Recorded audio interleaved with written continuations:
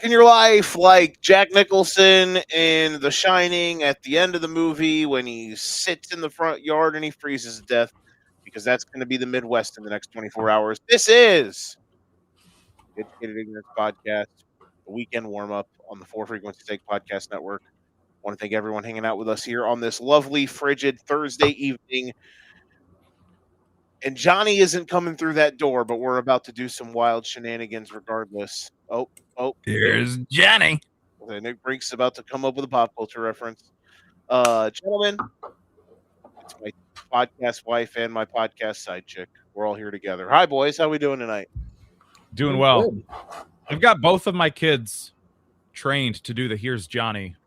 They'll go in their closet and they'll pry the door open and then they'll yell, "Here's Johnny." Mm-hmm. So how about that? They're very. Is the next one? Are you gonna have them do Lieutenant Caffey next? I'm gonna have to have you explain that one. I have no idea what that is. Wait, you don't want? Oh no, I got him. You don't want the truth? You can't handle the truth? Yeah, Lieutenant Wein. Come on now, Lieutenant Weinberg. That is a reference that went over my head, guys. So by this time next year, Nick, I'm gonna need one of your kids on. We're gonna have to hear the entire "I want the truth" speech. I just want to know if your kids are, when they wake up in the morning, do they say, "We want you on that wall, Dad. We need you on that wall"? Just don't ask them if they ordered the code red. Did you order the jelly sandwich? Nick You're says, goddamn right I did. Did you keep crust on my sandwich? You're goddamn right I did. See, but you got to do it without telling your wife, and just have them just randomly spout it out one night. Exactly. We're just out here going back and forth, doing a few good men references. So that's a great way to get this show started. We're going to talk football. We're going to talk some other stuff. Nick's going to be quizzed on European soccer. It's going to be great. Nick's only going to be here for the first half of the show, and then we're going to get extra raunchy in the second half. Gentlemen, how's everyone doing? Nick, have you tried to lick any poles in, A Christmas Story style here over the last couple of days? Because it's cold outside. No, I can honestly say I have not. Okay, good. Daniel, how's the weather out east? We are about to get a foot of snow this weekend, so everything has been heavily salted. Which, normally I don't mind the snow because my neighborhood's pretty good with it, but working on a rail yard with snow is not fun. So that's going to be a really interesting weekend. We're getting like a foot of snow on Sunday, is what it said. But to be fair, the way they've been doing weather up here this year has been like, get ready for that snow, and it's like 65 degrees. So we could get 1 inch, or we could get an apocalypse. So we will see. But Danny's hat says he is ready for 1 degree. Huh? What'd you say, Nick? Danny's hat says he is ready for 1 degree. Absolutely. It's it's something else. We're about to be I have to be at work tomorrow by 6, and I'm gonna wake up tomorrow and it's gonna feel like negative 31 degrees outside. So well, see, our apartment tricks us because we have a lot of natural light that comes in. So during the day before I go to work, all the sun's coming right into the apartment, makes the apartment hot. And I'm here thinking like, oh, it's not that bad. And then I walked outside to walk the dog, and then the real feel was like 5 degrees. And all I'm wearing is sweatpants and a long sleeve shirt, and I was freezing to death. It be that way right now. This is the brunt of our stuff right now. What about have you guys, or Nick, what's the temperature going to get down the night where you're at?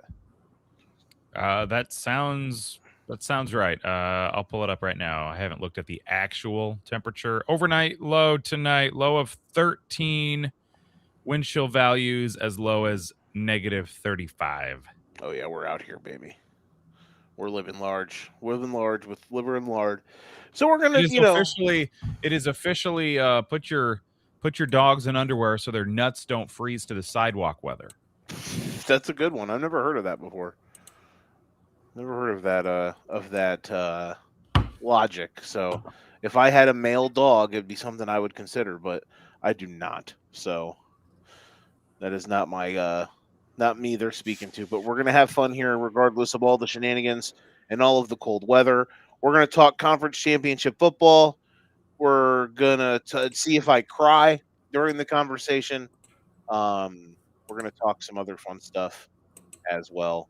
Nick's going to depart us after the football talk, but it's okay. Daniel and I are going to hold it down like it's going down to town. All right, Daniel, we are going to continue this trend where we're going to start.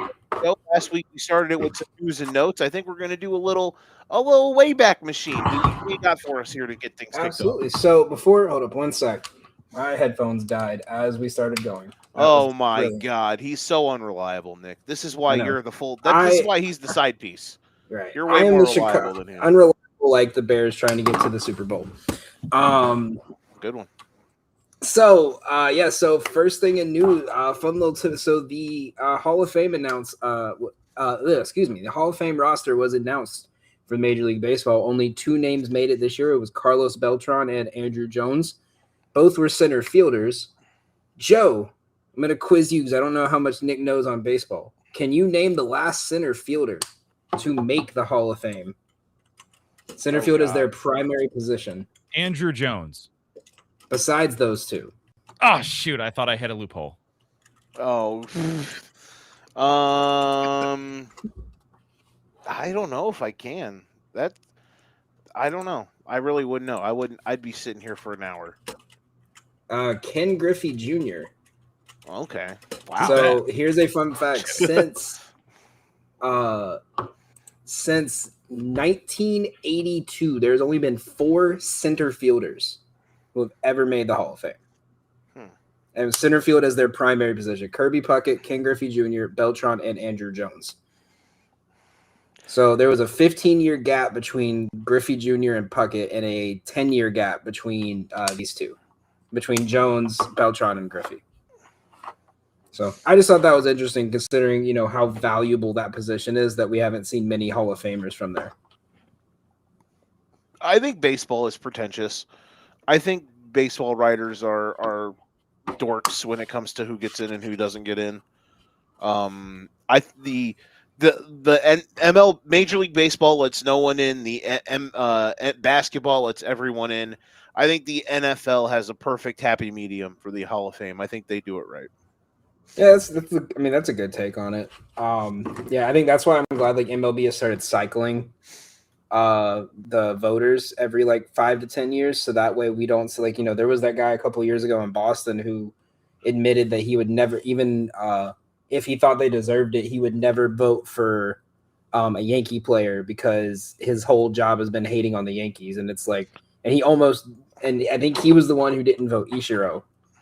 And he was the only person ever to do it, or to not vote Ichiro in. So that right there pretty much should have told you everything you needed to know. But besides that, there was a couple things in the soccer world that I was not going to get into because that is going to take the entire time of the show, including the insane finals of the AFCON. So I've found some today in sports history over the last 15 years. So the first one on this list, on this day in 2016, the Cleveland Cavaliers fired David Blatt and hired Tyronn Lue. Oh, how about that? That sparked something. Yep. After this came after a game where the Cavs lost by 34 to the Warriors earlier in the week, looking completely lost and flat. It's unclear who will take the reins and will be quite an interesting decision considering the Cavaliers are a team legitimately contending for a title, wrote the Cleveland Chronicle. Blatt finishes his tenure 83-40, one of the highest win percentages of a coach fired within their first 3 years of the team. I can't remember if they played on Christmas that year, but I do remember obviously they played on MLK Day that year, and that game was in Golden State, and that game they're talking about, they got Blatt fired. This is obviously during the 73-9 year for Golden State, and they shellacked him, and then Blatt got fired, and the rest is history. Cleveland, this is for you. On this day in 2017, the Falcons and the Patriots both advance to the Super Bowl, leading to one of the most chaotic Super Bowls in history. And nothing happened after that. Yeah. Neither team played another game. On this day in 2018, the Giants hire Pat Shurmur Oof. Ooh, head coach? as head coach. Yep. Oh man, I don't remember that. This is a scary time. This is a scary stretch for them. You have the derpity derp man. You have Ben McAdoo. You then have Shermer, and then it goes to Dayball, I think. Yeah. The guy who might be the Bills' next head coach. I'm adding that to the docket, by the way. Snap call. So Nick, maybe add 10 more minutes than you expected. I want to talk about some coaching stuff before. This was also the same year they hired Gettleman before they got shown. Oh boy. Smart people up there in New York. Fun little quote from the New York Times about it. Gettleman's goal is to attempt to lead the Giants back to a respectable spot in the NFL. Well, hey, they did make the playoffs in the last 5 years, man. You know, they won a playoff game before the Bears 2 weeks ago. They won a playoff game more recently than my team. So, whomst am I to judge them? Though now I can judge them because my team won a playoff game. And then we didn't get shellacked like they did. On this day in 2019, Mariano Rivera becomes the first player to ever be unanimously selected into the Major League Baseball Hall of Fame. He's the first person to ever have a 100% pick rate on his first try. I'm sure, Nick, how much do you know about Mariano Rivera? I know you're not much into baseball. Nah, I mean, the name rings a bell, but that's about it.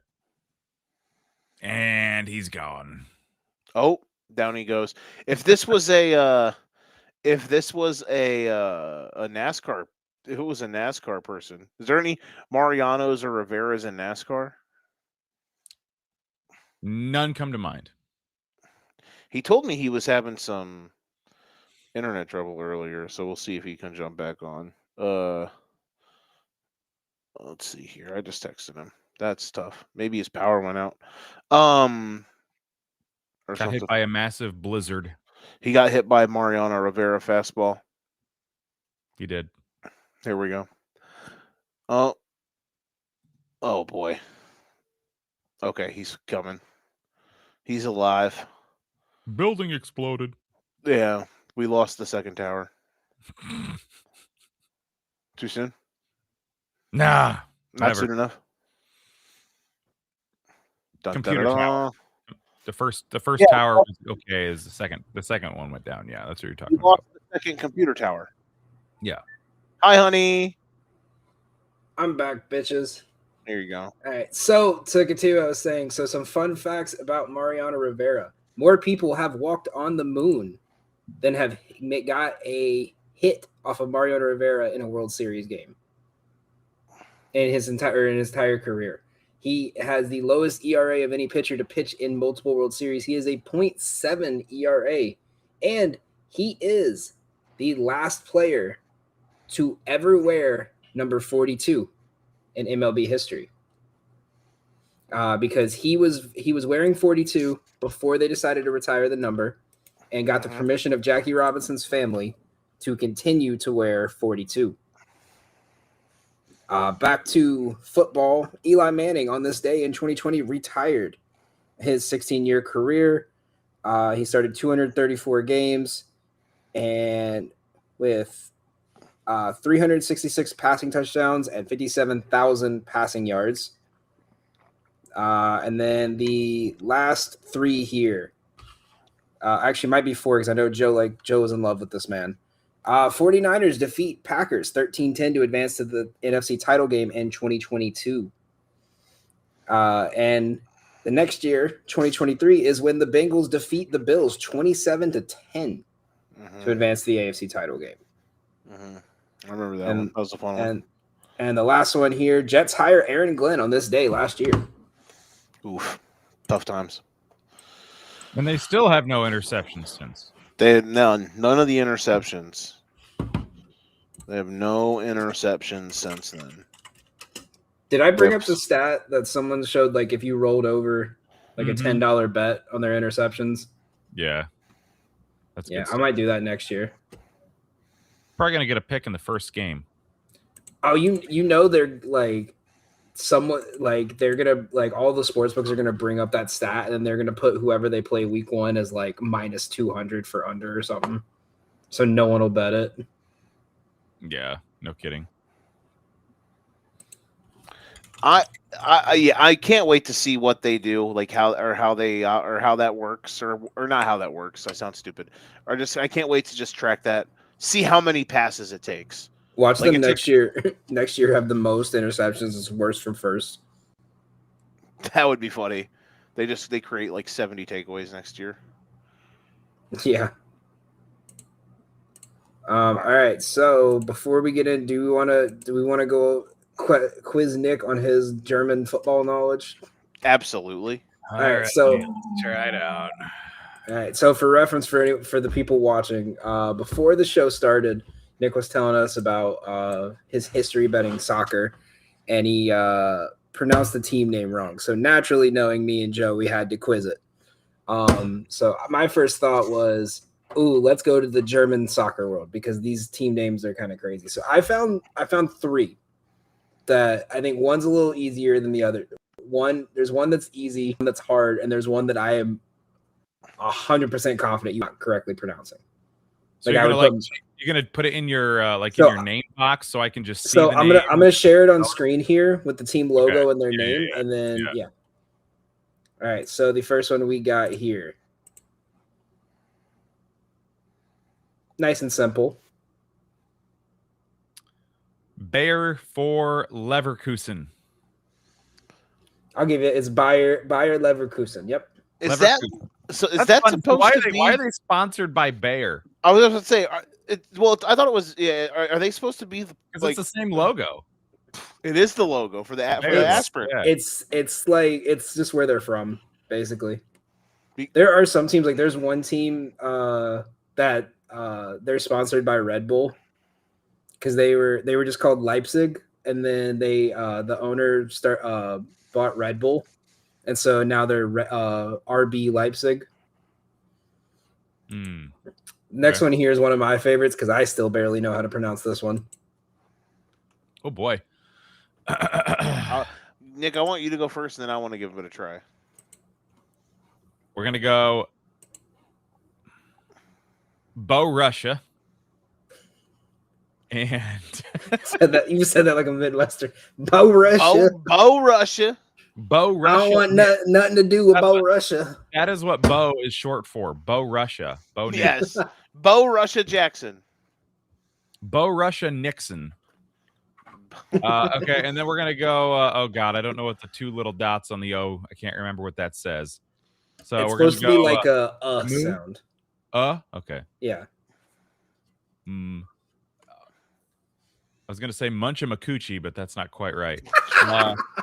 Munch Engladebach. No, wait, hold on. Munchengladbach. Munchengladbach. So Bo Russia, Munchengladbach. I'm gonna say Borussia Mönchengladbach. I don't know. I probably completely butchered the last one. I think is the first one Borussia. Borussia. Okay. I really thought it was Bo Russia. Bo Russia. Yeah. All right. So Nick got closer because he got Gladbach. So the way it's pronounced right there is München.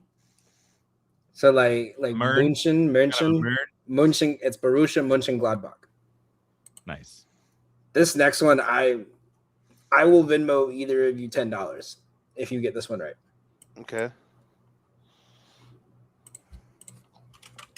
Do we have to include the number 1? No. Is FC a word or FC is football club? Okay.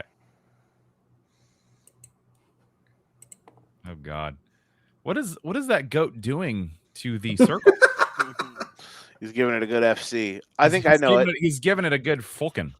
Yeah. A Fulken-Gladbach? A Fulken-Gladbach. I'm gonna buzz her in. I think I might know this one. All right. Is it Kuhn? No. Okay, and I'll say Kulm. Nice and easy. What was it? Kulm. He's gonna cone on your face. I think what he's trying to. I think what this is gonna be is it's gonna be like Jonathan.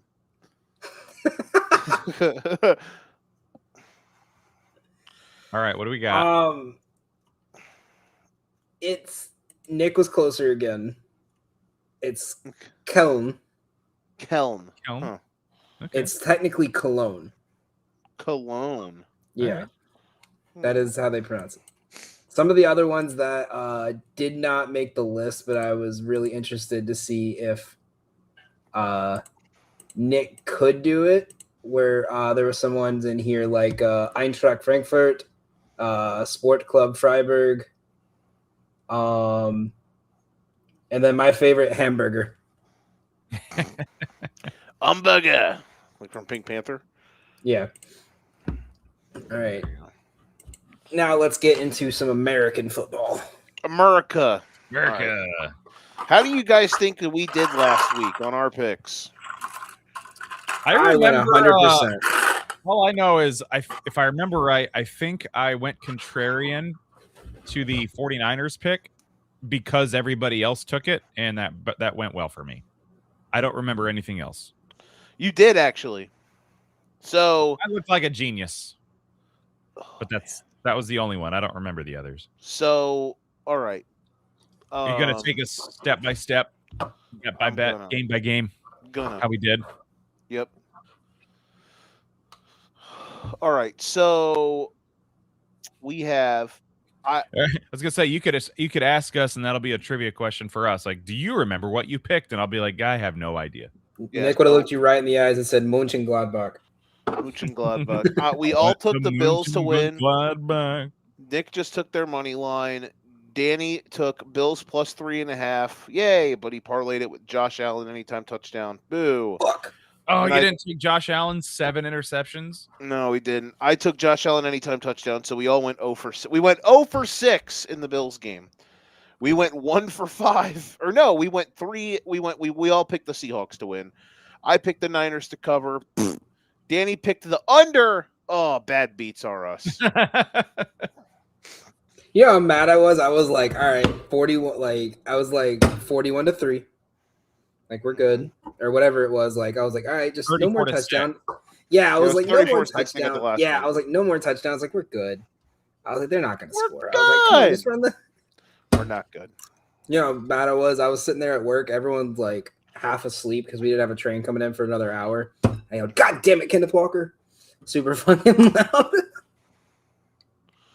All right. Danny and I both picked the Patriots to win. Hold on. What was the rest of the 49ers? Because we took the Seahawks, but what about the bets? I took the Niners. Danny had the under. Okay. And then I had Seahawks. You laid it. Yes, my apologies. You laid it with Seattle. So I just needed to make sure that everybody knew that I took that. Okay, everyone knows that Nick won. Congratulations. Joe, I'm gonna find some Swedish teams for him now. Oh my god. Nick picked the Texans.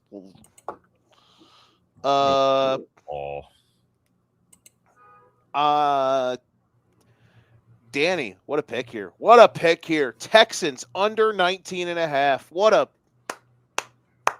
useful. The nuts were put on the table. Nick, Texans plus 3.5. Nope. I meant plus 3.5 turnovers. I don't even know. Well, yeah, they probably were within plus 3.5. There you go. There were a lot of them in that game. And then I had Drake May over 40 rushing yards. No. So, yikes, McGikes. Next up. We all had the Patriots winning? You had Houston winning. And that was the last game on the weekend. There was no other game that was played. Moving on. Let's rip Joe's heart out one more time before you tell us what the bets were. Did you win any bets on the Bears game? I don't think so. Because I think he only had 2 catches. No, I lied. He had No, I did. Yeah! We're out here. Luther Burden had 3 catches. Woohoo! We're back. The Bears. Small miracles. I picked the Bears to win and they lost. It looked good there for a while. God damn it, bro. Until I told you Caleb- that little girl picked the Bears. It was all over for you at that moment, Joe. Yeah, but she also picked the Patriots, and the Patriots won. So I thought we were Caleb, back. That's the power of all Drake over. May. The Patriots are the anti. That girl isn't the Antichrist. The Patriots are the Antichrist. She got so many fucking death threats on Instagram. Joe was fine till Tua Williams showed up in overtime. Stop it. Stop it. Caleb Tagovailoa. Caleb Tagovailoa. Yeah. More like Caleb Pennington. Oh, stop it. Stop it. Stop it. Stop it. Ben Johnson turned into Mike McDaniel. Ben McDaniels. Was a weird game from Ben Johnson, not going to lie. We all learn. It's okay. DJ Moore into DJ Snore. Buddy. It's okay. I know. You guys gave us the first pick in the draft for him. We did. But we also got potentially the future best player in the league. So thank you. We both won the trade, though. Y'all made the playoffs. We made the play. Bro, just think, man. Now I'm mad. If y'all wouldn't have fucked that last drive, bro, we would have played y'all and we would have beat you by 50. No offense. We would have murdered you guys. Nick, how upset do you think Joe would have been if the Panthers had won that game and if they played the Bears and beat them? Oh, I would have locked myself in a closet. Wait, what do you mean? If the Panthers made it to the Rams, beat the Rams, and then beat the Bears, yeah, I would have locked myself in a closet for a month. I would literally buy our Slack chats back so I could make sure I have the screen and screenshot the messages of Joe saying, "Suck my dick, the Panthers suck. We won this trade when you beat us when we were 3-10." You know what? It was or fun, 3-8, and then you lost 9 straight games. You were 3-2. No, y'all were 2 and y'all were 1-4. You were 3-2. Get it right. And then y'all lost 9 straight. We lost a billion games after that. Get it right. Nick, I told you, when Joe gets cocky, they get cursed. Did you notice he didn't get overly cocky this year about the Bears? Dude, I had never enjoyed a professional football season in my life like I did this one. An eye for an eye. That's why your Magic suck right now. The Magic are another thing. No, that's on me. That's on me. I forgot to send you hate messages about Paolo. If you gave me 10 minutes, I could go on a spicy little tangent. That was on me. I forgot to text you a hate message about Paolo after the first quarter. Well, I'm going to start doing it myself. You guys both picked the Rams because you guys hate me. Puka got you. Nick said over rushing yards for Puka. Oh yeah, I did get that one. Yep, 2 for 6. There you go. Crushed it. And then full game under 48.5 by Daniel. Good call. Great call. Even. So all in all, let's see here. I went 1-3 on this, and 2-2. You went 0-1, 1-1. You went 2-2, and 2-2. That was Nick, and then Danny went 0-2, 2-2. Oh my gosh, just a whole lot of average. But he went 3-1 in his straight up picks. Daniel, everyone give him a fucking handy. He did it, boys and girls. Good job. Give him a fucking handy. Yeah. 6-6. Hang on. 8-4. Let me just all over you. Very close. All right. Let's keep it rocking and rolling. Conference championship weekend. My team's not in it, but it's okay. I'm not gonna cry or anything. Do it. Who's playing? The Patriots and the Broncos. Here I have first play of the day. I have -1 billion on the Patriots do satanic rituals. I'm gonna take that for the AFC title game. I'm just kidding. Let me ask this question here while we set up for our picks. These are the head coach matchup potentials for the Super Bowl. You ready for this? Yes, I know exactly where you're going right now. Sean versus Sean. Oh yeah. Mike versus Mike. Uh-huh. Sean versus Mike. Uh-huh. Or Mike versus Sean. There you go. A lot of variety. Spice And then, of life. Sean McDermott and Mike McDaniel are like the Paul Rudd sitting at the table. Look at us. Who would have thought? Look at us. Could have been us. Yes. Nothing At least Mike McDaniel already got hired again. That's true. Though, you know what I'm saying? Sean McDermott, I don't know. Sean McDermott might be unemployed for a week or two. So we'll see. Sure. The second coach has been fired. Yes, yes. And do you know the people who planned that took a lot of teamwork. Just like Are we ready to finally come to the conclusion that Pat Mahomes paid the refs off so Josh Allen couldn't win a Super Bowl, and then he paid someone to take Bo Nix out so another AFC West team could not win a Super Bowl? Exactly, bro. It's always the Chiefs. No, and I don't know how, but DJ did it. Should I be petty? Should I be petty? Is it mean if I say the Patriots are like currently riding a cannon fodder-esque? Like, here's the thing. The Bears, did they have some weird shenanigans happen this season? Absolutely. And people are going to hit me next year with regression to the mean. They can't get that lucky again. I'm going to be like, buddy, the Bears are just averaging out all of the horse shit that's happened to them over the last 2 decades. On the other hand, for the Patriots, they were like, we're going to take a 15-minute break and then come back to satanic actions. These Canucks had literally the easiest schedule of the generation, followed it up by they are about to complete 3/4 if the Seahawks beat the Rams. They will have completed the Holy Trinity, literally the greatest run ever for the worst offenses to have ever played in a playoff run. Like they are all 3 offenses that they are about to have played in the postseason are either middle of the pack or bottom half of the league. Oh, and the best one they were going to face is the one they're going to play on Sunday, who is going to be playing a backup quarterback who hasn't taken a snap all season. Listen, it's just I love it. I love it here. Here's where we are. And listen, the Patriots, I think they are legitimately good. On the contrary. If they win the Super Bowl, I will be sitting here thinking, Drake May, is he the best player in the world? If he obviously plays good, that is. However, there's a realistic world that exists where they could win all of these games while looking like dog shit on offense, and Drake May's fumbling the ball 3 times a game. But the offenses they play are so inept, they can't get out of their own way and don't score more than 14. So that's a world we're about to potentially live in, and I don't know if I'm ready. I will say this, though. Like, I mean, the one thing I always say when everyone complains about, oh, this team had an easy schedule, they don't pick their schedules.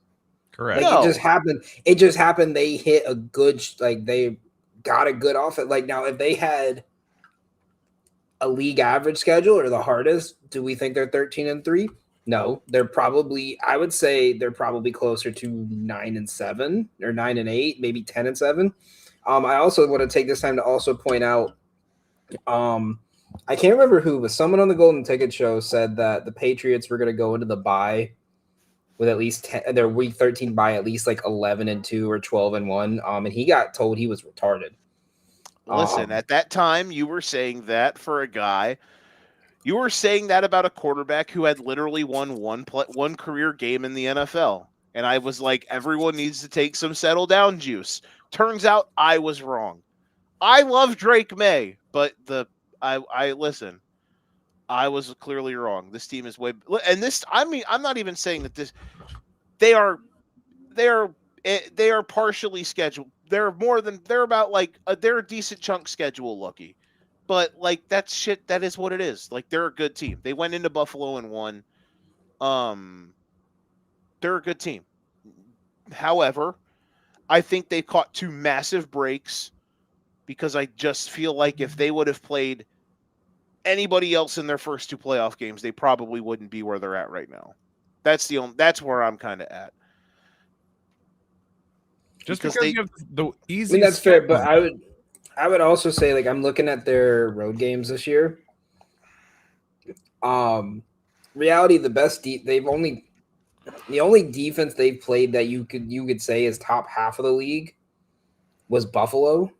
Because looking at their road games this year: Jets, Ravens, Bengals, Buccaneers, Titans, Dolphins, and Saints all on the road, right?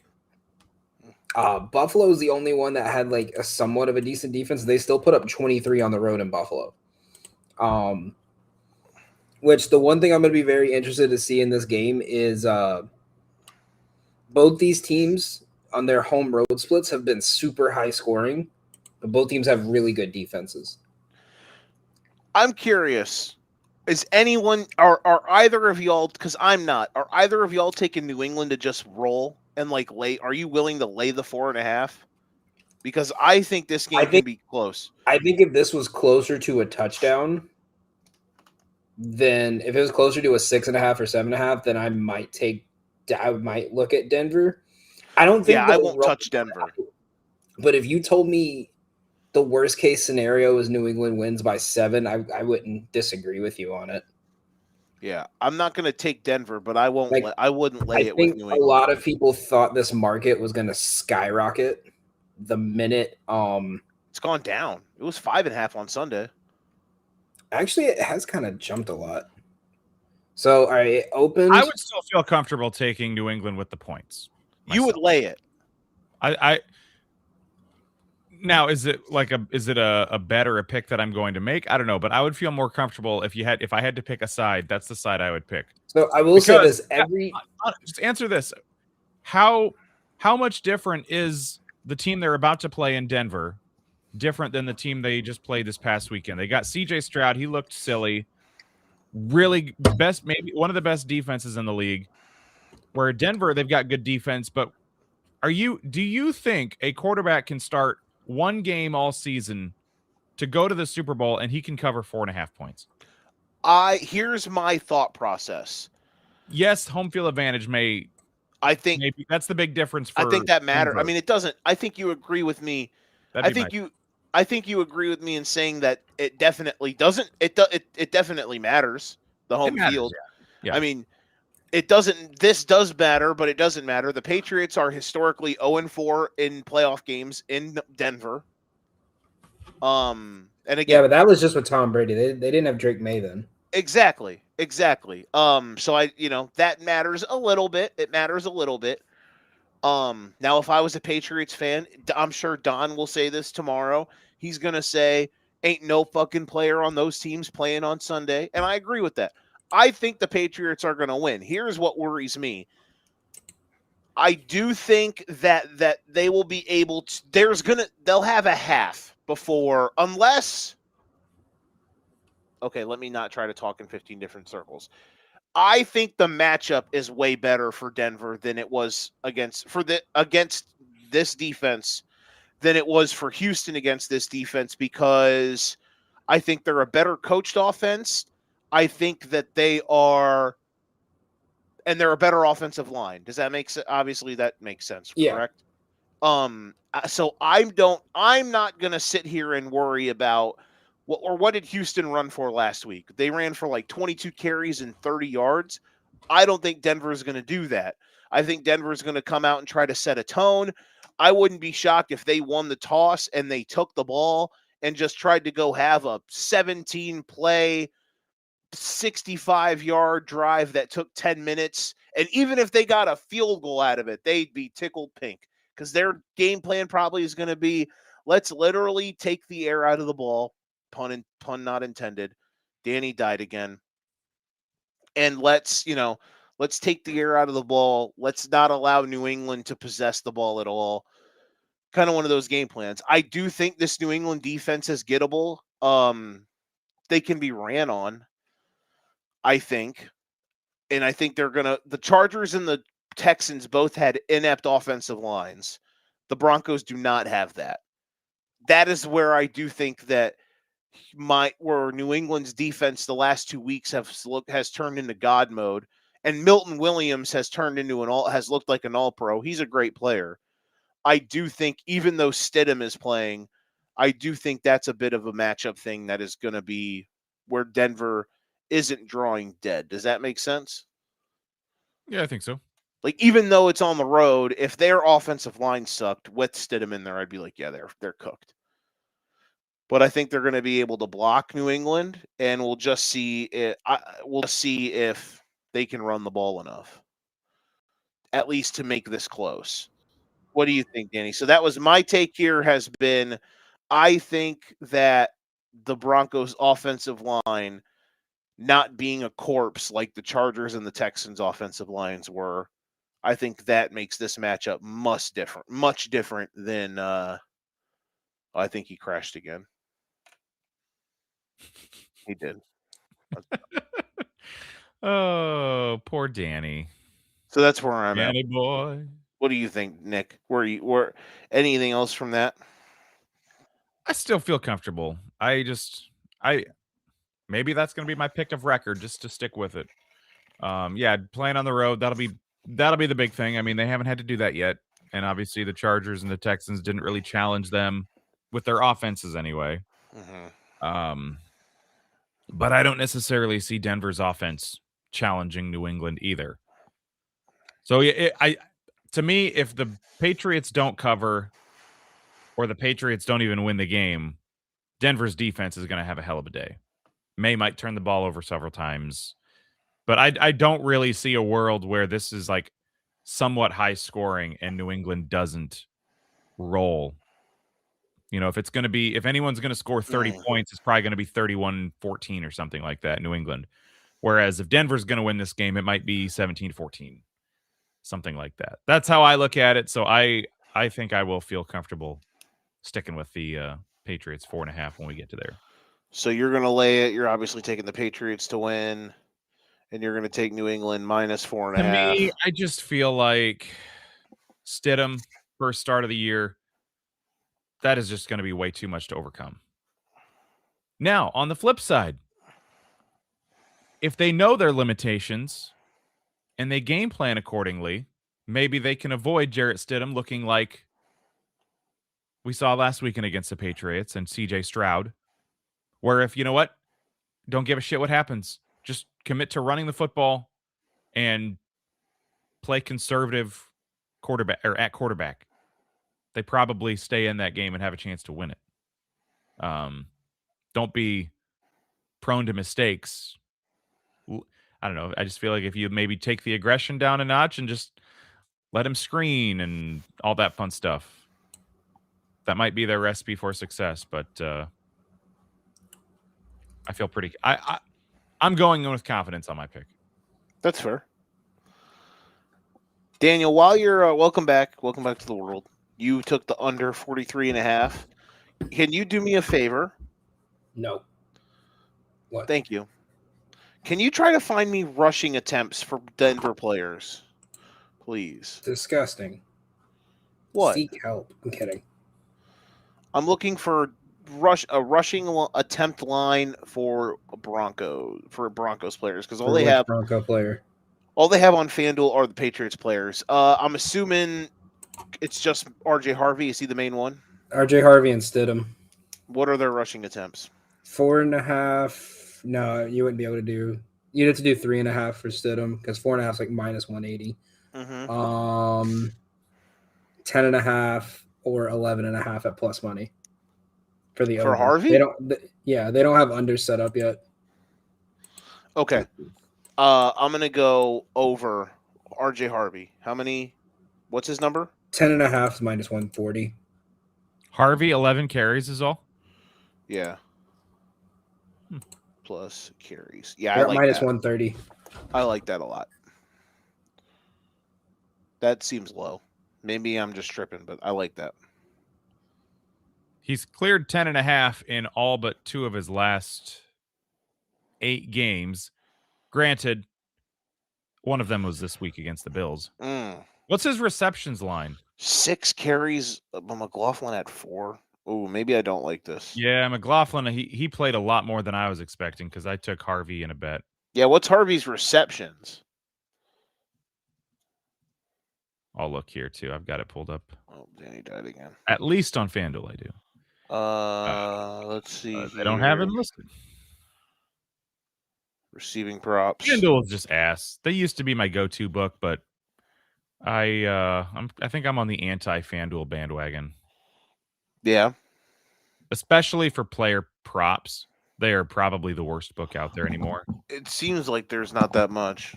Because one, I mean, they're pretty limited, but two, DraftKings, Fanatics, Bet365, they've all got some kind of injury insurance for first halves of games that FanDuel does not offer.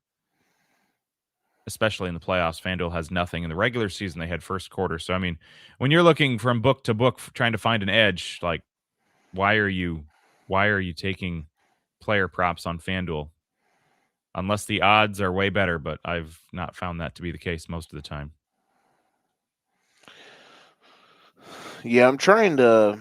Yeah, I'm not finding anything for RJ Harvey on FanDuel anyway, and I don't have another book pulled up. Interesting. All right, let's do something different then. Let's do...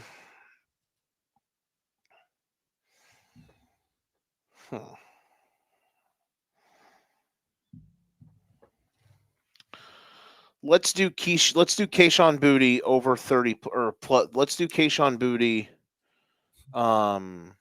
He may have the best name in the NFL. Let's do Keyshawn Boutte over 35.5. Wait a minute, hold on. Here we go. What's this? Players. Okay, here we go. Now we're talking. Yep. Okay. Let's do Keyshawn Boutte. I like this. Boutte over 18.5 yards, longest reception. I feel like that they're going to try to the Patriots are kind of one play a game where they hit these home run balls, and Boutte is the guy that they've been kind of hitting them to more times than not. So I'm going to go with that. He had a 42-yarder in their game against LA. He had the one-handed touchdown last week. So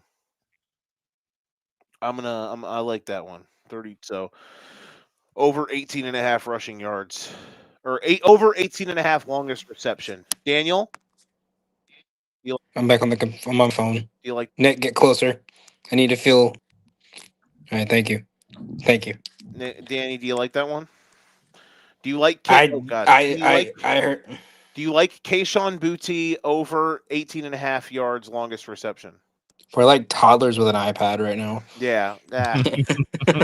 Nah. I don't hate it. No, I think it's a good look. And I said all that earlier to say I think the Patriots are going to win. Do you want me to give my take on why I think the under? Since I mean, it seems pretty logical.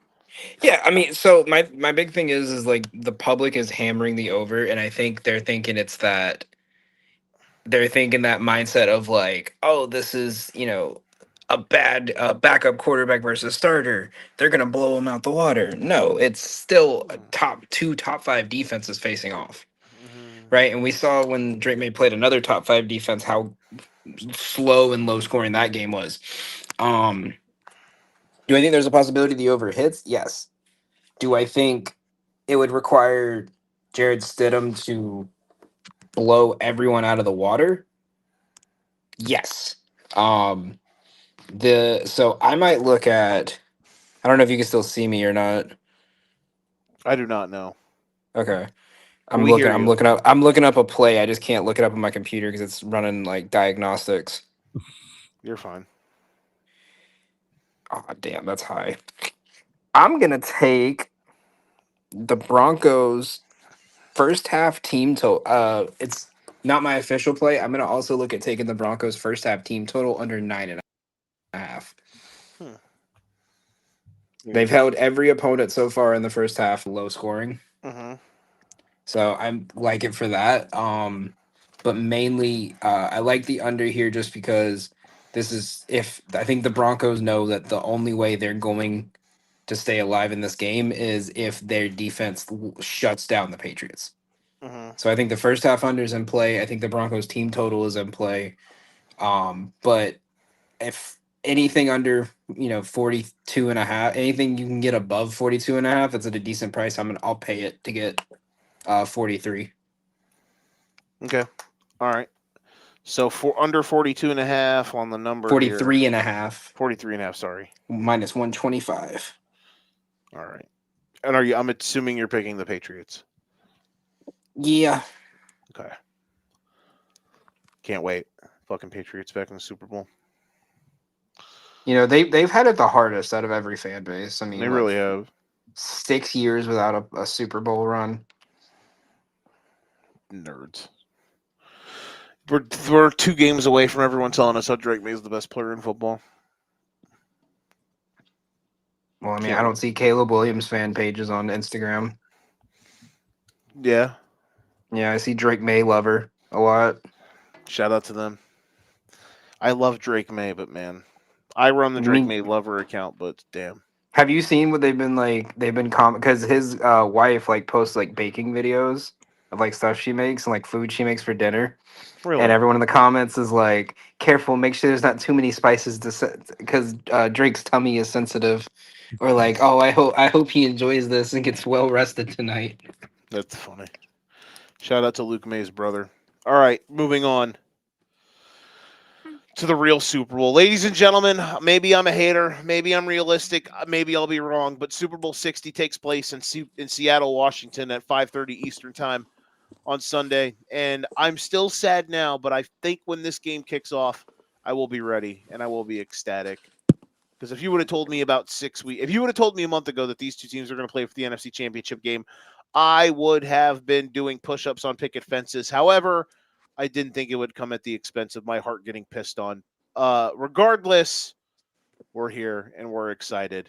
Nick, these two teams have played 2 games. They have been separated by literally inches. If you go through the history of these two teams playing each other, they are literally separated by inches. These two teams played two incredible games in 2 very different ways. The second game they played, which was about a month and a half ago now, was easily the NFL's game of the year so far. May have had the best failed play of all time. Just think, if that play doesn't happen, think of all the things that would be different right now. The Rams would have been the 1 seed. The Bears are probably playing Seattle. Well, let's see. Seattle would have been the 5. So they would have gone to. Who would they have gone to? Whoever it would have been. Yeah, they would have gone to Carolina.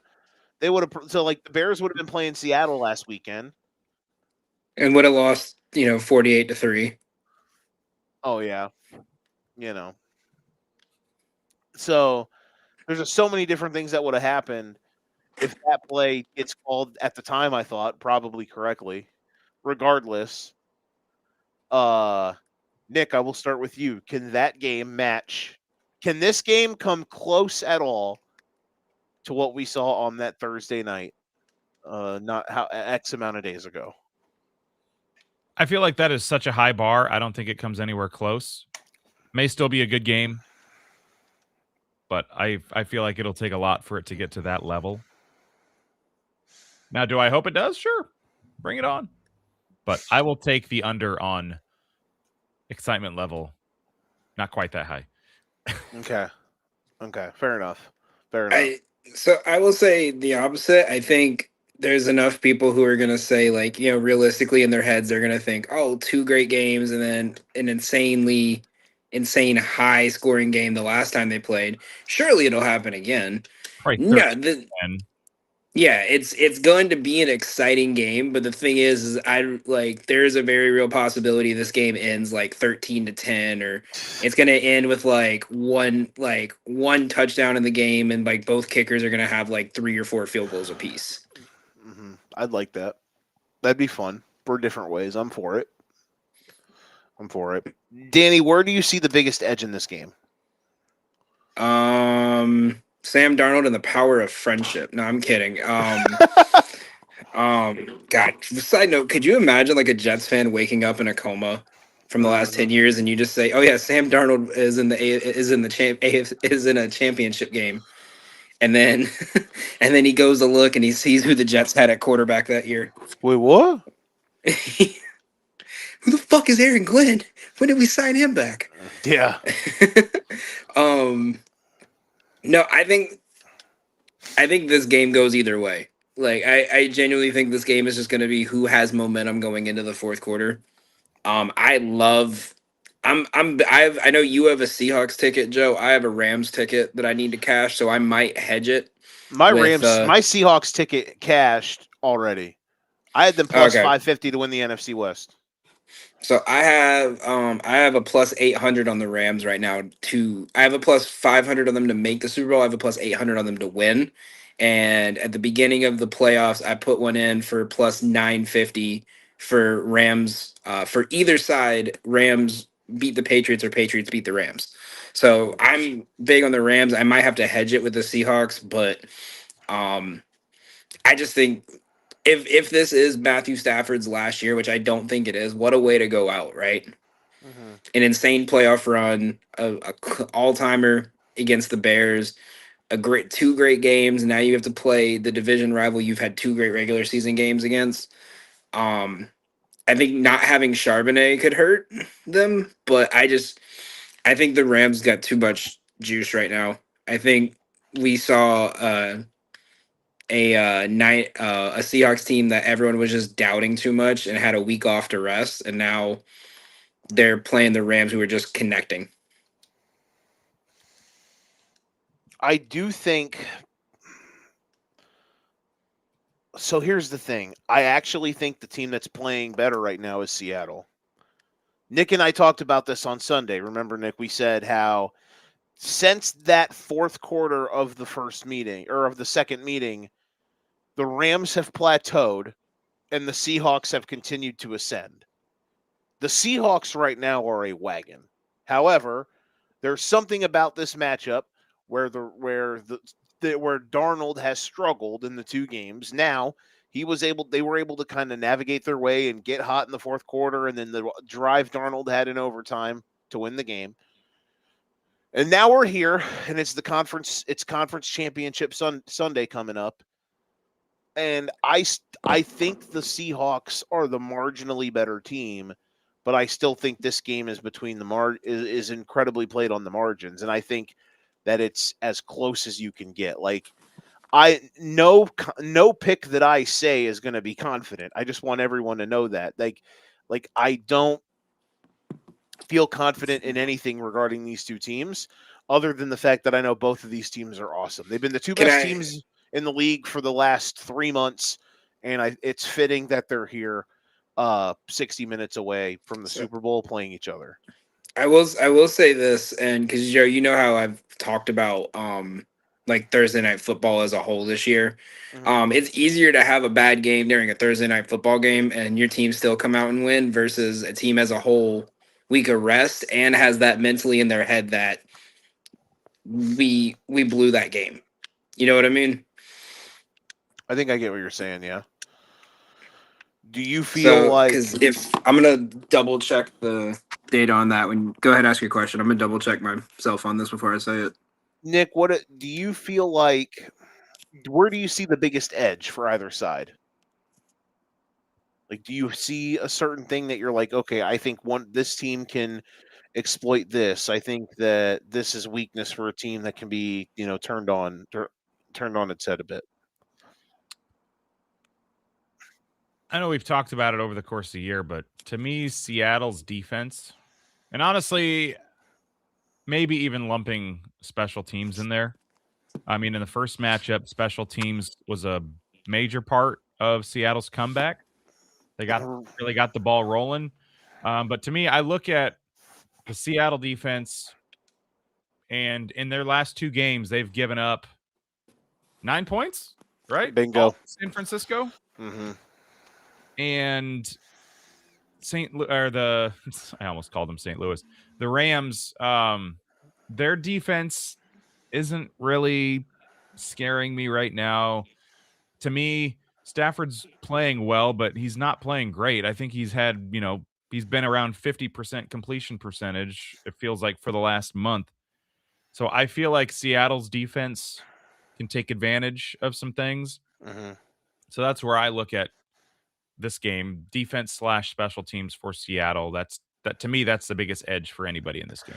The Stafford has kind of been a bit of a roller coaster in both playoff games. I think his hands hurt. I feel like it's hurt a lot more than they're letting on.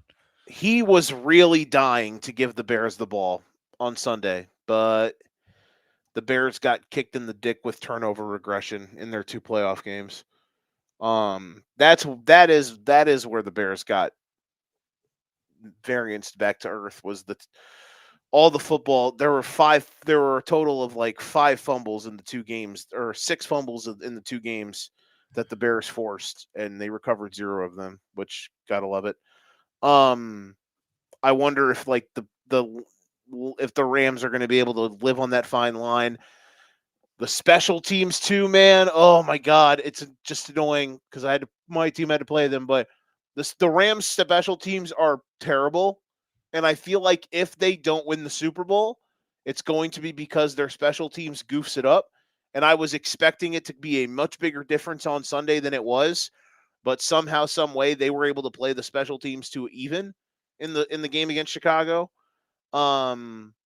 Maybe here against Seattle, like I would say the Bears have a decent punt return team. I think the Seahawks is much more explosive with Shaheed back there. Obviously, Shaheed housed that kickoff against the Rams, or that kickoff against the Niners to get the game going on Saturday last week. Ramson, he returned one. Wasn't he the one that returned it against? He got things going by returning the punt against the Rams to keep them alive in the 4th quarter. So I do think that that is where I'm looking at. Like, these games come down to the finest of margins, and you just have to think the Rams special teams are so bad that it's going to cost them. It almost cost them against Carolina. And it did not.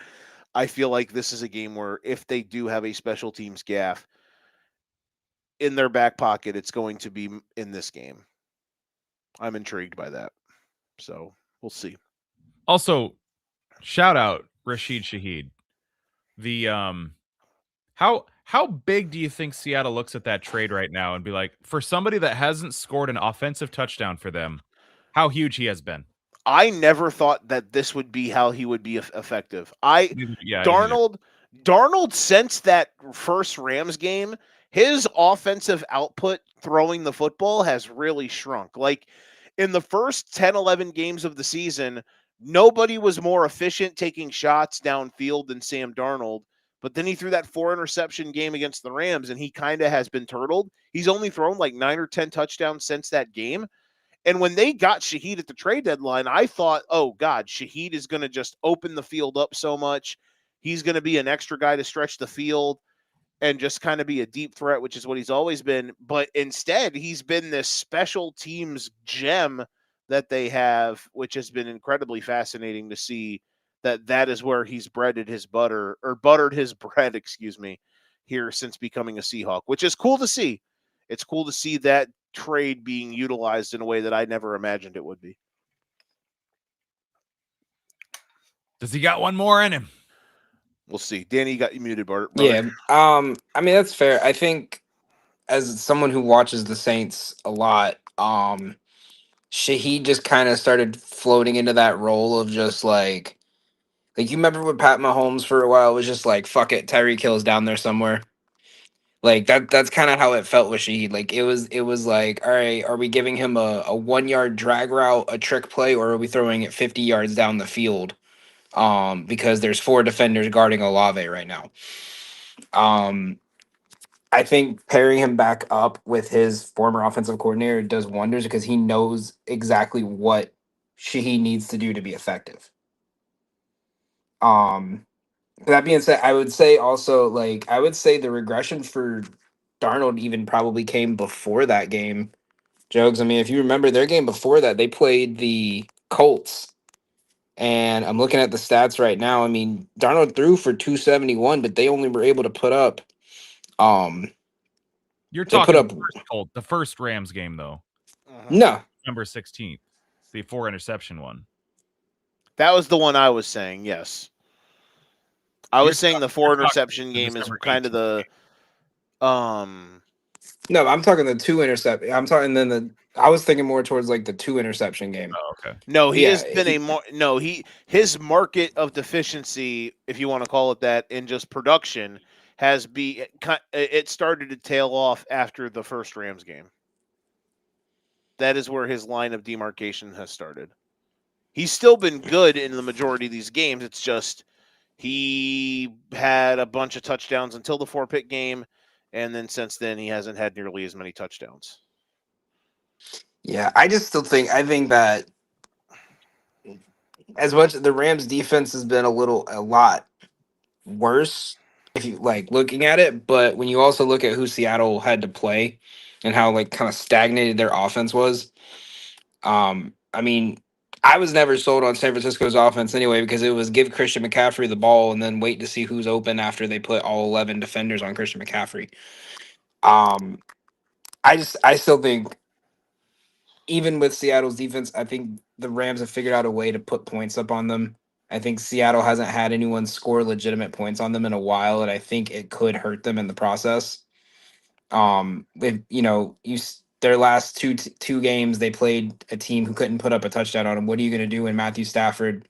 You're not playing Brock Purdy with Juwan Jennings and Christian McCaffrey touching 100 times. You're going to have to go against Kyron, Puka, and Devontae, as well as Colby Parkinson, who's been playing out of his mind this postseason. So I think this is just a different type of offense that they haven't played in a while. And I think they can take advantage and really hurt them. And I guess we really haven't seen Sam Darnold in a can he shake off that falling off in the playoffs? Because it's easy to not fall off when your team's up 21-0 5 minutes into the game. True. I guess I'm not. I mean, he could. He can always wake up and become Mr. Pumpkin again. But I mean, we did 30 days ago see him shake off a shitty start and have a comeback and deliver against the Rams to win that game. So like that's why I'm not worried Darnold's just going to fade, but he could. I mean, he absolutely could.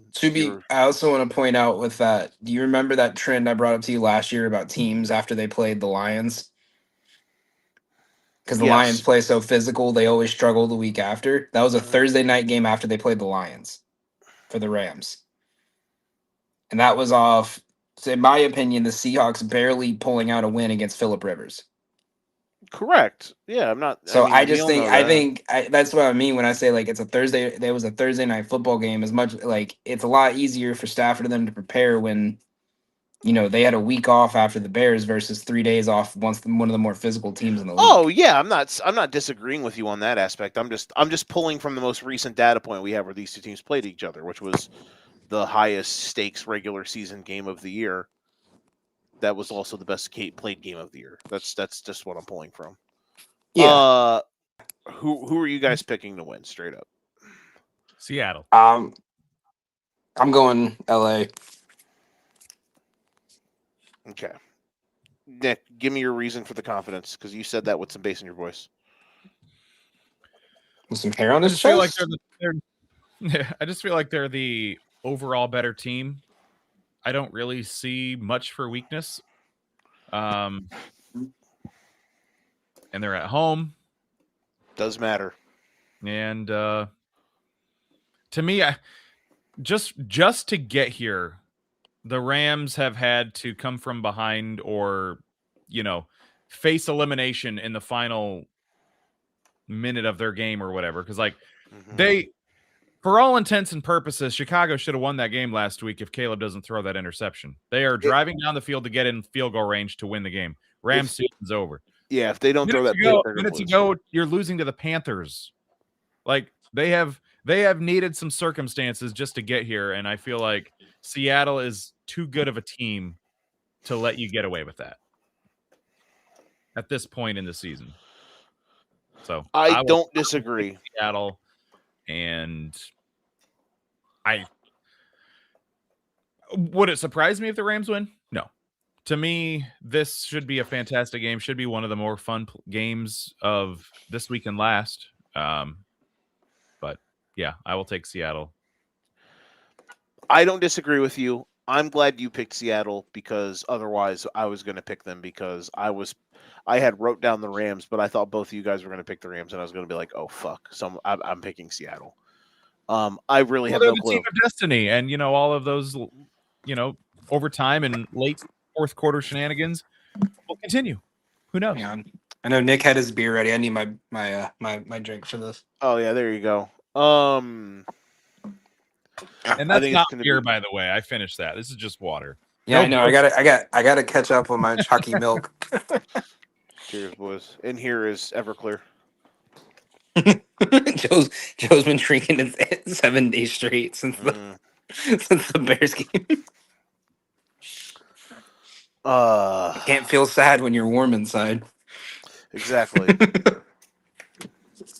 Man, we were really becoming America's team, man. Sucks. I'll be fine. That's bold. Hey man, everyone was all the media people I watched talking about how they would they were wanting to keep watching the craziness. Were those the same media people that called that said Charlie Kirk had a? Yeah, they're big conservatives. I mean, he caught one from 143. They love how great America is. You know what I'm saying? Big China virus people. I thought that was funny, and y'all didn't even laugh at it. We're gonna have a big game. China. That's Matt Stafford. I walked in. I said, "Look at Stafford. He's so great." I said, "Look how great he is. Wow, the greatest." He threw the ball so far. I said, "Wow, look how far that ball got thrown." We're big sad. Caleb didn't win. I said, wow, the Bears, they're real fun. I said, look at how fun they are. All right. What are your guys' picks? I'll start with this one. I'm going to go Kyron anytime touchdown. I'm going to go See, I'm stuck. I don't know if I want to take Stafford's attempts. You know what? No, I'm going to take is sponsored by Betalytics. Use code Gotham for 25% off. I'm going to take Matthew Stafford's passing yards, 250 plus.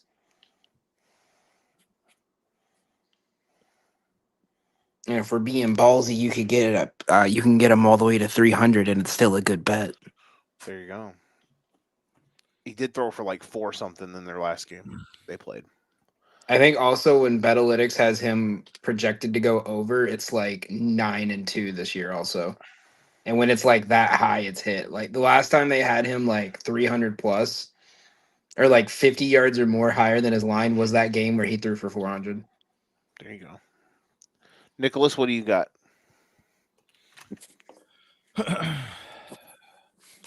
I'm really tempted to do something really crazy.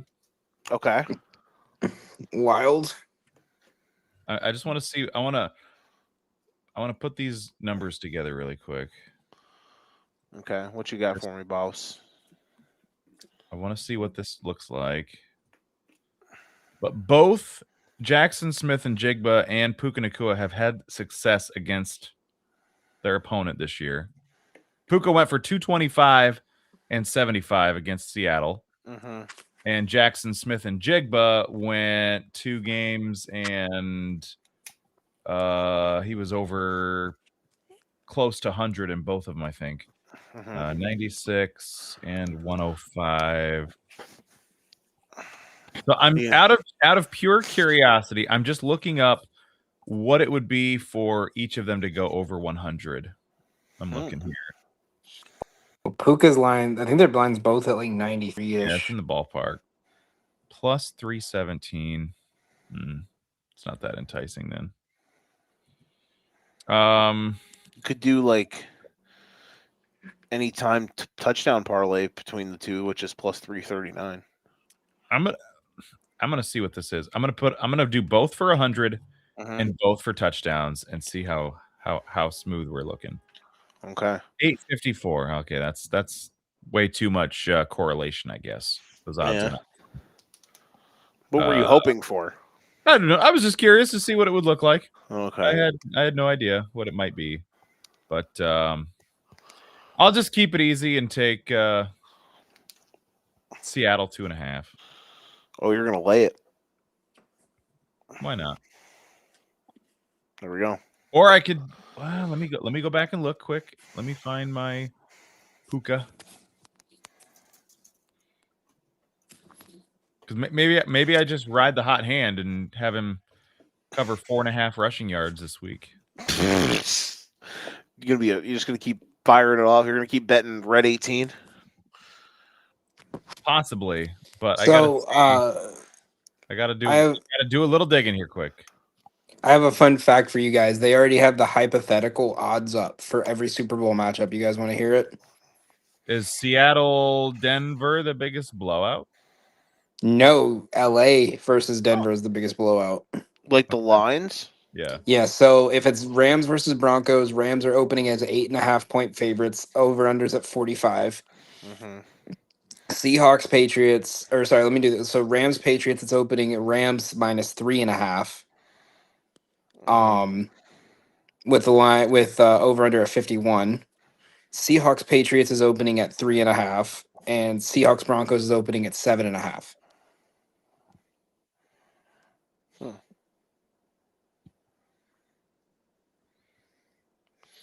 Okay. I like this. All right, let me lay it out for you here.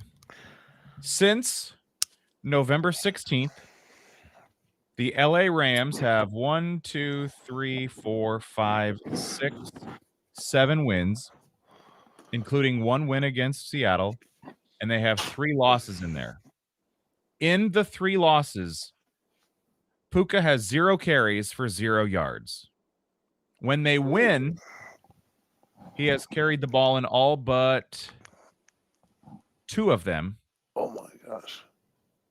And he has covered 4.5 every time he carries it. So are you about to do what I think you're about to do? If the Rams want to win the game, Puka needs to run the ball. They want to win the game, right? They don't want to lose. Correct. Let's do it. That's my pick of the week. Puka rushing yards. Again. 4.5. Even though you have the Seahawks winning. Well, they want to win. Yeah. We'll split the difference. Puka over 4.5. I thought it's certainly possible he could cover, and he could still get that. And it's only 4.5 yards. I know. I thought you were going to do under 4.5 rushing yards with the Seahawks winning. I thought that's what you were going to do. That would be interesting. Okay. But yeah, let's. Ooh, I got a fun one here. Okay. AJ Barner to have the most receiving yards of tight ends. Plus this 390. Weekend? This weekend? Yeah. Mm-hmm. Oh, I love that. Plus 390 or Parkinson at plus 550. I would take Colt. I would take Loveland. Oh shit! Wait, fuck. Never mind. He just had another drop. This just in: DJ Moore has finally hustled to get the ball. Yeah, he just went and grabbed it. He screwed me by getting hurt. I was 2 yards short of my parlay. Not good, Blob. I'm sure they would have loved him out there on that last drive. God damn it, bro. Fuck, man. I would be sitting here on this show right now telling y'all, I would have been like, man, Seahawks are good. And then I would have put the shades on. I would put my Bears beanie on, and I would have said, that motherfucker Sam Darnold's going to throw us the ball 4 fucking times. Bear the fuck down. But nope. That ain't happening. Oh, well. It's what it is. All right. We did good. Daniel, since you're having computer difficulties, are we just tapping out? We can save it for next week since there won't be a football game next week. Okay. Here's what I want to do, the three of us, the Thursday before the Super Bowl. I want us to do a full-on Super Bowl.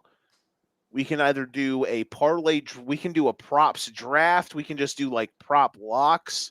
I want us to each come on here with like 4 or 5 props for the game that we can like either draft, or we can do a draft, or we can just do our picks. We can agree on stuff, we can disagree on stuff. I want us to have that for the Super Bowl, the Thursday before the Super Bowl. I'll cook up an idea for us. I'll What do you send it in. think? I think I have one. I'm thinking like we could do our top 4. Yeah, I much And would it's rather. like, so here's my thought. It's one gameplay. So like total spread, money line, whatever, right? Mhm. A player prop, Mhm. a novelty prop, Oh my God! and a touchdown score, and a like- first or a last or and a touchdown score. So like the stuff like the color of the Gatorade, the coin toss, the over under on the national anthem. yeah, or even the Oh ones where my- it's like, they do the like one receiver to get 50 yards in a single quarter, like stuff like that. Okay. I think we should And definitely pick that up. And then as a tiebreaker, we can either take like the odds of each and figure out who won based on units, or as a tiebreaker, we pick who the last touchdown scorer is. Oh my God, that'd be something. We could do that, and that could be like, how Mount Rushmore has that like 5th weird head spot that's like way off on the side. Like it could be that, like so either that or like our starting 5, so like our Mount Rushmore plays, and then like a last touchdown scorer. Okay, that's a good little base. What do you think, Nick? Do you like that idea? That's fun. I was just gonna say, this is my what's the word for it? This is my, I don't know, words of wisdom or whatever for people, because I know people will want to bet on the coin toss.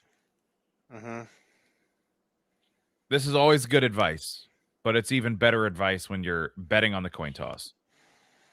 Do not bet on a book that does not give you plus 100 odds. There will be books offering plus 100. If you are taking heads or tails at minus 110, you are a fucking idiot.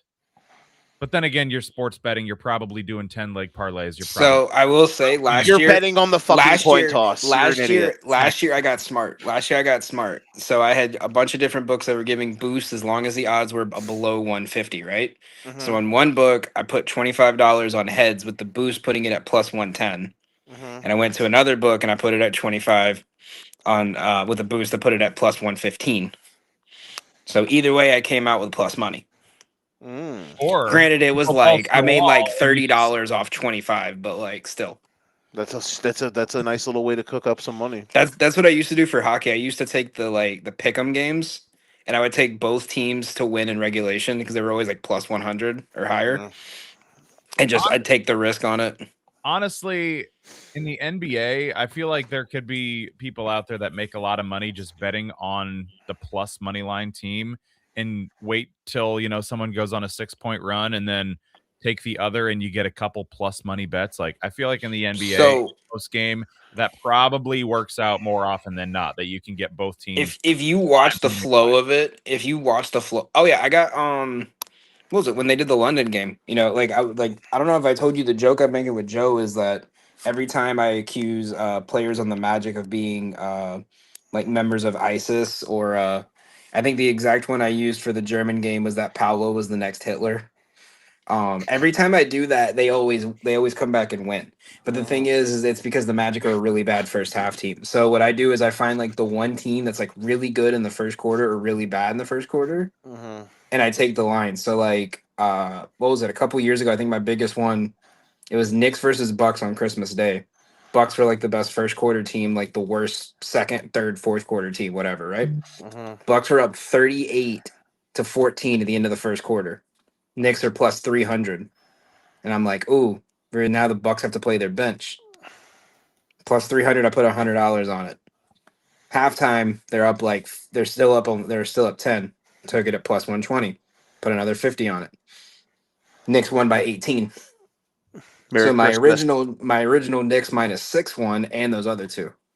So yeah, I like it. That's the best way. One of the best ways to bet basketball is if you're watching a game, just like look if like it's like, oh, this team's like playing better, but they just can't hit a shot. The best way to do playoff games, I found, you can do it in certain matchups, but you can like double hedge both teams like plus 9.5, and if the game finishes in single digits, you win. Because even if like you can wait, you can do it a certain way. You can do it just both at the time. We'll do both 9.5, and then you can wait until like there's a team that gets a lead, and you can then bet the 9.5 once the team comes or like as the team's trailing. I have one in baseball, and I take the 3 games with the worst weather, and I bet for no home run to get hit. Mm-hmm. And I put 10 cents on it. If you put them all in a parlay, like 10 cents usually comes out to like $500. Oh Jesus! I've hit one. There you go. Yeah, I just look for which games. So that that's Wrigley basically have, like, three. 30. That's basically 3 games that don't have a home run hit. Yeah, so like I look for the games like, all right, Wrigley in April, the wind's going to be blowing in 30 miles an hour and it's 20 degrees outside, rainy day with 2 ground ball pitchers in Atlanta, like, oh, the Dodgers, or I never use the Dodgers, but like oh, the Rockies are playing on the road against the Mets and the wind's blowing in. All right, cool. I'm gonna just keep it like that. And then I think I did it like 10 times last year. I put $1 on each one and I hit one for 550. Sorry. No, that's a good one.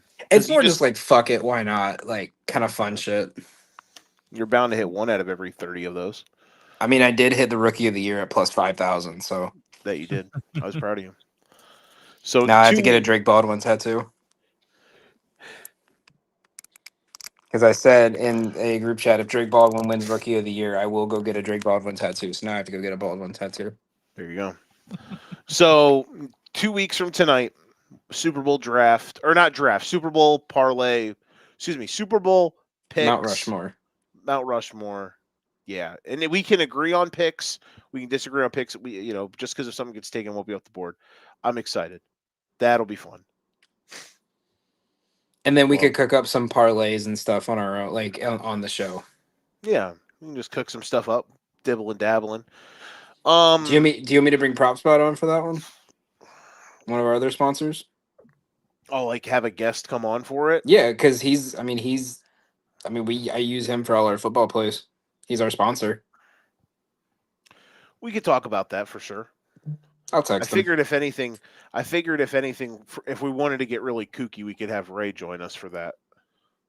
Or Don. That's true, especially if the Pats make it, that nerd. Yeah. Just out here going to be picking I'm going to be doing a lot of research on whoever the anthem singer is. It's going to be my novelty pick. You know what? Joe's going to fly out this. Was it Reba a couple years ago? Anybody remember this one? Yes. I didn't bet on it. Didn't bet on it because I felt like I didn't find a place where I could. But the research that I did, I found her singing national anthems 2 other times on YouTube. And I can't remember if it was over or under the time that was listed for the Super Bowl. But it matched those other 2. So it was consistent. So someone last year sat outside the stadium and listened to them do the rehearsal and see how long it took them. I liked the dude a few years ago. It wasn't at a football game or whatever, or I don't even remember what kind of sporting event it was. But he's like, he bet on there to be a streaker, and then he did the streaking. Oh yeah, and they revoked them, but he had to pay the money back. Oh, that sucks. That's shit. Well, okay, so the thing is so what people don't realize is like unless he did it through an illegal bookie, like if you make over a certain amount on a bet, they lock your account. Because then they have to see like if you owe taxes, if you owe like child support or like payments for your lawyers or something like that. Something that they have to take money out after your taxes anyway. Yeah. Because like there was a guy when the Chiefs won the Super Bowl against the Eagles, he put $5 on the correct score, won $15K, and then he got mad because they would not let him take it out. And a FanDuel rep had to call him and be like, "Hey, so we already have to take $4K out for you because you're gonna owe $4,000 in taxes on this." He's like, "But you owe like 1,500 in child support, so we had to take an extra 1,500 out. So he still made like $9,000 off it, but like Did they make the pay? Did they actually make that payment to child support for him? they literally send the money to the state office. Like in a bunch of different states, they make you like they just go ahead and say, hey, this is this person's like wired to that account. They basically make sure that you report it. Yeah, they take care of essentially they take care of it for you. It's That's kind of like smart. their way of like, hey, I don't want to have to pay you 15,000. I'll pay your child support if you let me get 2,500 off it. Well, thank God I'm caught up on my child support. Yeah. I picked the Super Bowl. Was it the Chiefs 38-35 over the Eagles? It was. That is funny because I remember when before you and I were friends, Danny, and knew each other. But we did a big podcast. It was on record. That was the first year. That was the first year I was on the show. So you were a part of me absolutely fucking nailing that game and picking the I wasn't. No, I wasn't. I never did Educated Ignorance. That was when I first did for Frequency. Okay, because we did a pot. I think Nick and I did the show together, and I literally nailed beat for beat how the game was going to go, and then picked the score right. Now look, I put it on. This is like as on the record as you can get without me making a bet on it. I put it on Facebook.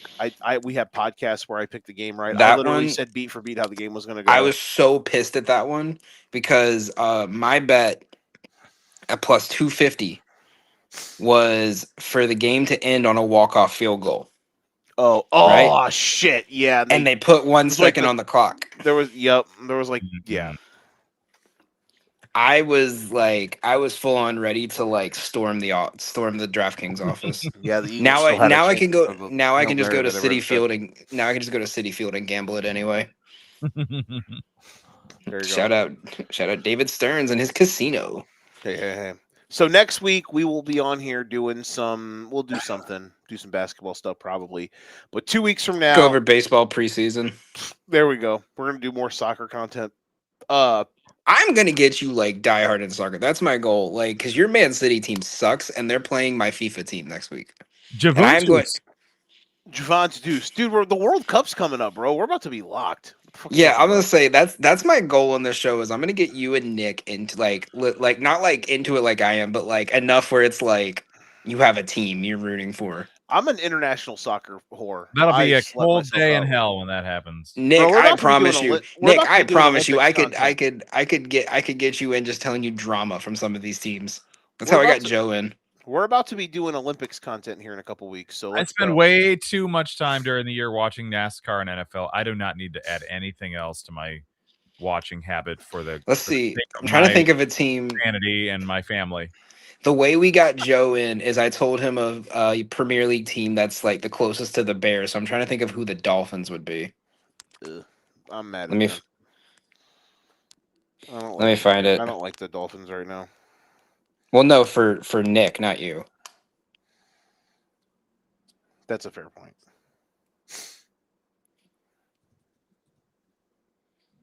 Okay, that makes sense. Brighton. There's a team called Brighton Hove Albion. That they have a very flashy style of play, but they can't fully. Games they should win, they always fuck it up. I would say that's a good way to describe the Dolphins, right? Sounds about right. They also suck when the weather gets cold too, so that makes sense too. That specifically points out the Dolphins, at least in the Tua era. So we'll see. Nick, do you like the Halfley hire? I honestly had no idea who that was when they announced it. I didn't know. I know that he's good at defending Caleb Williams for 3/4 a game, but that's about it. Good one. Yeah. He's gonna go to Tua. He's gonna see Tua sitting there with a jacket on. Cold? You think this is cold? Mm-hmm. We're in Carolina in November. It's 61 degrees, man. I have no. I like Halfley.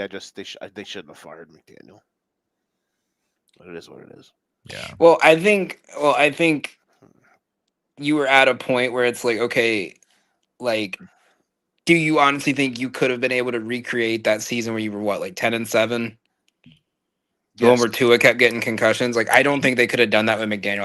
I think him, all the weekly Tyreek Hill bullshit, whatever he's in, of like how he hates to play there, but then he loves it so much. And then he's always doing like, I just think it's one of those like, not like we got a clear house, but one of those like we just gotta find a way to reset it. Well, Nick, you know what my point kept being was that they didn't quit on McDaniel, so I was like, let's keep him. Yeah. So we'll see. It's basically the Packers boys club. They got their assistant GM. They got Halfley. They're probably going to go get Malik Willis. So we'll see if the Dolphins can become Green Bay South. Why would they get him? Why don't they go get Jordan Love? He's a backup. That is true. Give him a shot to start. Yeah, give him that little podunk quarterback. Just kidding, guys. I mean, he has the same amount of Super Bowls as Caleb Williams, but and less division titles than Caleb Williams. Out here, big truz. Funniest hire of this cycle, the Baltimore Ravens firing John Harbaugh to go and hire. They fired a Harbaugh to go then hire somebody who is basically the equivalent of a Harbaugh. It's Harbaugh's little unadopted brother. Yes, they basically went and I did think they basically hired. I love Jesse Minter, but they basically hired the equivalent of Harbaugh's coaching child. I did think it was funny when they announced this morning that he was retracting his name from the Browns head coaching job. Yeah. Because he said he said he felt there was better offers out there, and my first thought was, oh God, they're hiring Harbaugh 2.0, and then that came out. Yeah. But did you see the Brian Flores news? He stayed in. So they have an extension pending, but if a head coaching job comes along before the end of the cycle, then they're letting him rescind his name out of the contract. So essentially, like if he gets offered. So they're basically saying if by the time all these head coaching jobs, but you can leave if you get a head coaching gig. Yeah, that's cool. It's essentially a coach option. The best way I would look at it is just like, hey, like if you want to stay, there's 3 years on the 3-year extension on the table for you. If not, and you want to go be a head coach somewhere, we're not gonna hold you against your will. And Nick, if you didn't understand the thing about the Ravens, Jesse Minter, the guy the Ravens hired today, he started in his most recent coaching gigs were he was a defensive assistant with the Ravens for a few years under Harbaugh. He then he was there to be groomed to go be John Harbaugh's defensive coordinator at Michigan when they won the Natty. And then when Harbaugh came to the Chargers, he brought Minter over with him to be the defensive coordinator on the Chargers. So he's basically. I knew that he was with him now. I didn't realize that it was pretty long. Yeah. And I did for literally forever. So the fact that the Ravens then hired him is fucking hilarious. And my favorite. It shows they're an unserious organization. My favorite with the New York Giants getting Harbaugh is someone posted that video of you remember the Ole Miss quarterback or the Mississippi State quarterback when he dove for first down and got like helicoptered. Yes. That video. Someone said Jackson Dart the first time he has to run in a Greg Roman offense. That is funny. No, Greg Roman's going to probably be the OC in Baltimore now. He won't. I'm joking, but that would be fucking hilarious. Bro, you got Cam Scatabo and Jackson Dart with the Harbaugh. That's going to be absolutely chaotic. They hired Harbaugh. The Ravens fired a Harbaugh to just go hire all the Harbaugh people. Just Harbaugh light. Just hilarious. And again, I think Minter is a good coach. I just couldn't fucking believe that. This just in, the Dolphins have hired Daniel McMike. Yeah. Daniel Dan McMichael. So, all right, we did great.